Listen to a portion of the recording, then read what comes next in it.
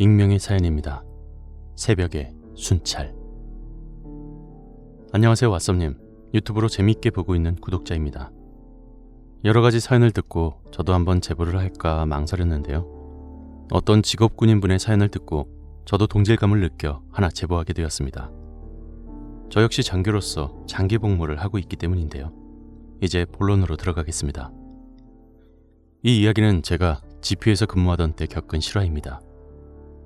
2016년 12월 말, 저는 GP에서 3개월간 파견 근무를 하고 있었습니다.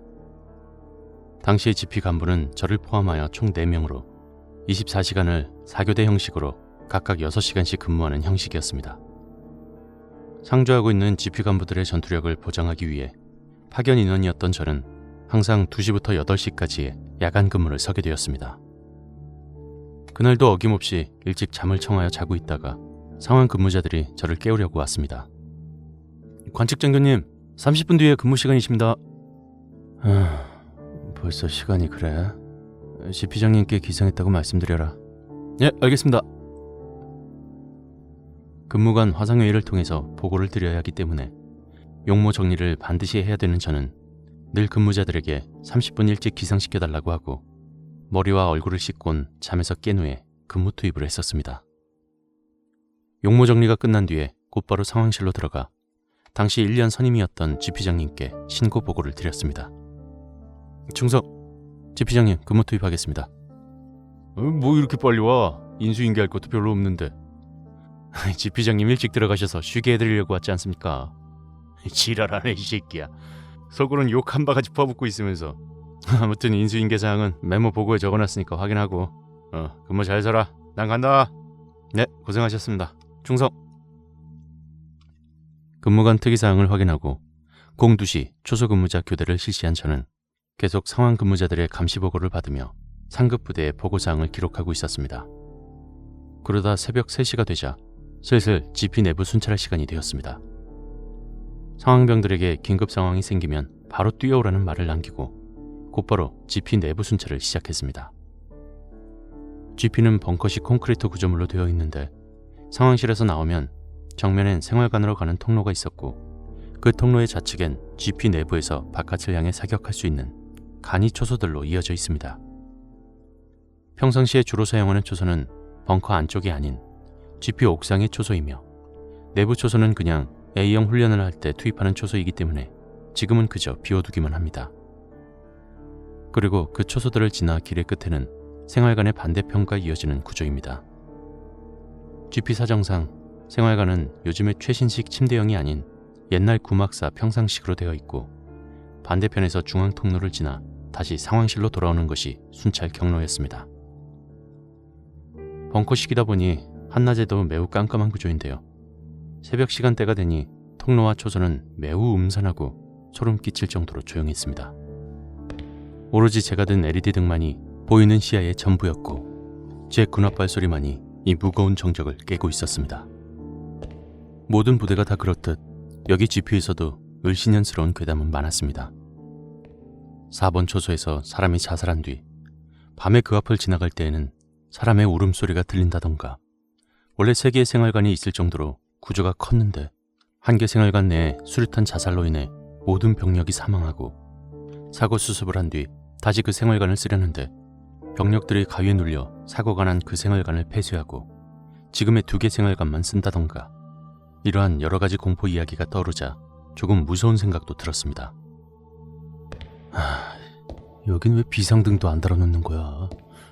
밤에 긴급 상황 되면 여기도 점령해야 되는데 너무 어두워서 죽겠네. 그렇게 통로 끝까지 다다랐고 이제 생활관 중앙 통로를 통해서 상황실로 넘어가기만 하면 끝이었습니다.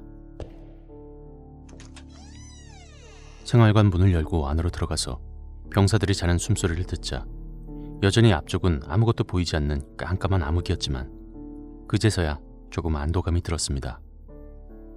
군필자분들은 아시겠지만 평상형은 중앙 통로 쪽으로 머리를 놓고 중앙 통로 반대쪽으로 다리를 뻗고 잠을 자며 머리맡 아래쪽엔 슬리퍼와 전투화를 정리해둡니다. 저는 혹시나 제가 걸어가다가 평상 아래에 정리된 군화를 차서 인원들을 깨울까봐 통로 앞길만을 비추며 조심조심 걸어갔습니다. 그런데 가는 도중 다른 것과는 다르게 유난히 혼자 앞으로 튀어나온 전투화가 있었고, 그 전투화는 전투복을 입은 누군가의 다리에 신겨져 있었습니다. 공두시 근무 철수자 중에 누군가가 너무 피곤해서 전투화도 안 벗고 그냥 들어누웠나 하고 생각했습니다. 환복시키고 재울 겸 LED 등을 전투화에서 서서히 그 인원의 배 쪽으로 옮기는 순간 전 그대로 얼어붙었습니다. 보통 사람이 앉아있는지 누워있는지는 배꼽 정도만 불빛을 올려도 확인할 수 있습니다. LED 불빛을 배꼽까지 올린 순간 그 인원은 명백히 앉아있었습니다. 그리고 사람이 앉아있을 때에는 팔을 무릎 위에 걸치거나 뒤로 땅을 받치는 형태로 두는데 그 인원의 팔은 보이지 않았습니다. 저는 두 가지 중에 하나라고 생각했습니다. 만세를 부르고 있거나 팔이 없거나. 여기까지 생각이 미치자 저는 도저히 LED 등을 그 위로 더 이상 올릴 수 없었습니다. 물론 졸고 있는 것일 수도 있지만 만약 그게 아니라면, 그 인원이 나를 정면으로 보고 있다면, 온몸에 소름이 쫙 돋은 저는 다시 LED를 제 앞길에 비추고 상황실로 빠른 걸음으로 갔습니다. 충성, 근무 이상 없습니다. 야, 나랑 잠깐 생활관 좀 갔다 오자. 상황병을 대동한 채 저는 다시 생활관으로 갔습니다. 그리고 그 자리를 다시 비추는 순간 저는 아무 말도 하지 못했습니다. 보통 사람이 자는 공간은 벽 쪽에 관물대를 놓고 관물대 밑에 다리를 넣을 수 있는 공간을 만듭니다. 하지만 그 자리는 생활관 인원들이 볼 수 있는 TV가 놓여져 있는 자리였습니다. 즉, 원래 사람이 자는 자리가 아니었던 것입니다. 다음날 저는 어제 03시 전 야간 근무자들에게 TV 앞에 앉아서 존 적이 있느냐 물었습니다. 하지만 들려온 대답은 모두 자기 관물대에서 환복하고 잤다는 얘기뿐이었습니다.